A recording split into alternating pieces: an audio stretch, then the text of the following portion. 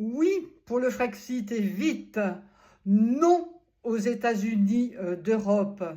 Et l'enjeu pour les mouvements Frexit en 2027 est double. Le premier point, il faut une unité et là surtout la clarté. Réussir à présenter un front uni ou à défaut, à désigner clairement une personne crédible, entre autres comme référence, François Asselineau de l'UPR, qui a la carrure qui a les compétences. Et ceci tout en évitant les polémiques internes. Le second point est la démystification. Il faut convaincre une majorité de Français que le Frexit est non seulement une réforme de l'Union européenne, mais la seule voie pour éviter d'être un État au sein des États-Unis d'Europe et que les conséquences d'un retrait de l'Union européenne sont gérables.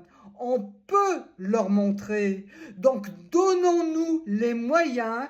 Il y a urgence car la multiplication de ces mouvements soi-disant souverainistes sont en train de porter un préjudice qui aura des répercussions indéniables en 2027.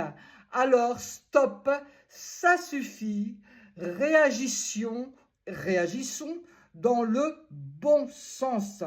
Vos réactions. À plus. Oui pour le Frexit et vite, non aux États-Unis d'Europe.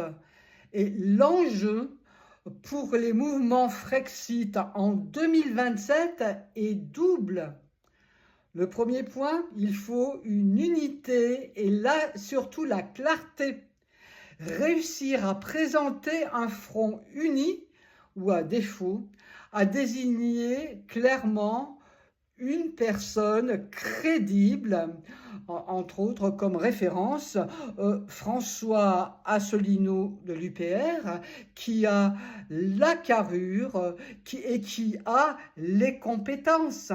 Et ceci tout en évitant les polémiques internes.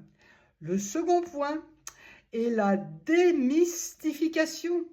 Il faut convaincre une majorité de Français que le Frexit est non seulement une réforme de l'Union européenne, mais la seule voie pour éviter d'être un État au sein des États-Unis d'Europe et que les conséquences d'un retrait de l'Union européenne sont gérables. On peut leur montrer. Donc donnons-nous les moyens. Il y a urgence car la multiplication de ces mouvements soi-disant souverainistes sont en train de porter un préjudice qui aura des répercussions indéniables en 2027. Alors stop, ça suffit, réagissons dans le bon sens. Vos réactions. À plus.